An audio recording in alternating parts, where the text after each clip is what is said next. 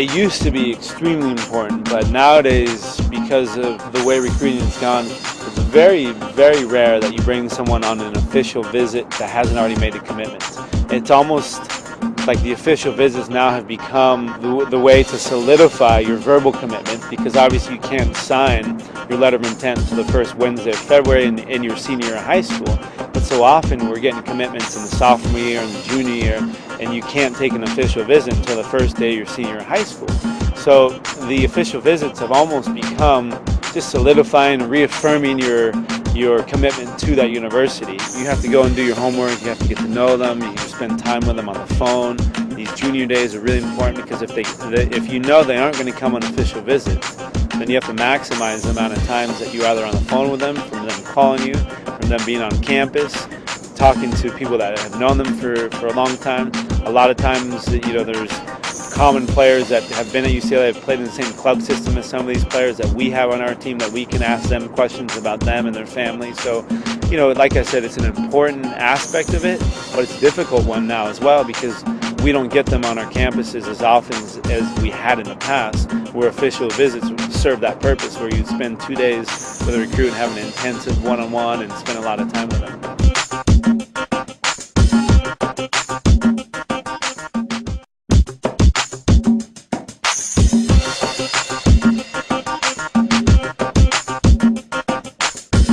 Neutral contact would be, instead of it being your actual club team or your high school team coach, it would be another coach of a high school or a different coach of a club team that you've played against. They have an idea of who you are as a player, and then they understand your experiences you've had as well. I think oftentimes we hear just the best things from those recruits, from their parents, and oftentimes if we can find someone, there's some previous knowledge of this person that they could bring to us and say, hey, this person has an idea of how I can play, speak to them, and we hear good things. That's a good way as well.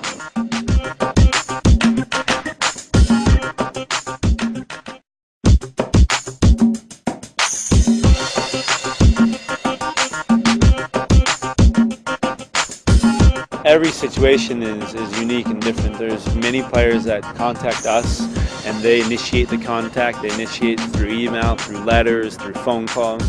But it also goes the other way as well. Obviously, because of the parameters of recruiting, there's limitations in the way that we can communicate with them. Obviously, we can't pick up the phone and call seniors until their first day of their senior year of high school.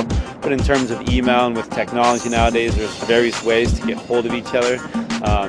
Anytime a recruit can pick up the phone and call us.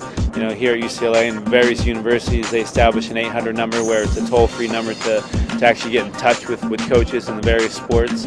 Some of it's persistence, where some players that we have on our team now didn't really know of them, but they were persistent to make sure that we knew who they were, to know their background, to know a little bit about what they've done on the field, and then we start to do our own research, and it ends up being a good thing for all of us. So, but very simply, just some important statistics about themselves, what position they played, their weight, their height and weight, who they played for, their experiences they've had, just so we right away have a fact sheet of who they are and where they've played, and that in the beginning I think serves its purpose.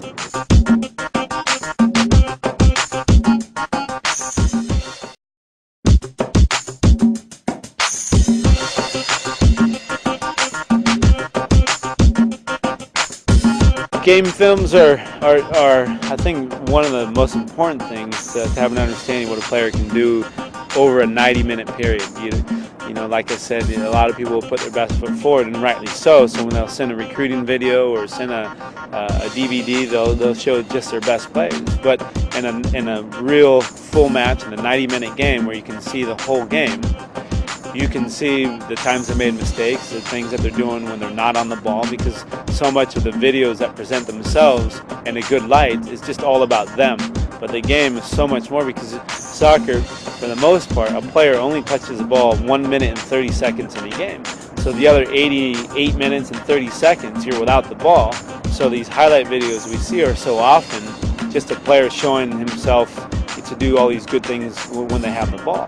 But the game, more times than not, is a player without the ball.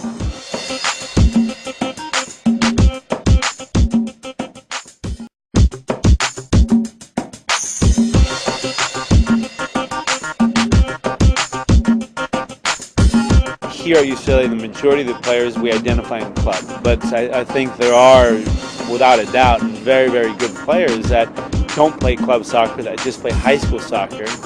But for us to identify them, it's much easier to identify them in club soccer because there's certain showcases, certain tournaments that we all know about that we go there, and those are club tournaments and not necessarily high school tournaments. And high school is such a short period of the year that the longer period of the year, the calendar year that we can see them play is for club soccer. You know, there are few and far between the number of athletes that don't play club soccer, that only play high school soccer, that get to an elite program. I think nowadays, because there's so much competition amongst universities, amongst colleges to bring in the top players, that those players are generally playing in club soccer. But I am an advocate of high school soccer, and I think high school soccer is a good place for a lot of good players. You know, there's a lot of very good coaches in high school that help develop players and give them what they need to prepare them to come into universities and to come to schools like UCLA. But for the most part, you know, club soccer I think is the more traditional route, and it's a route that we're more used to.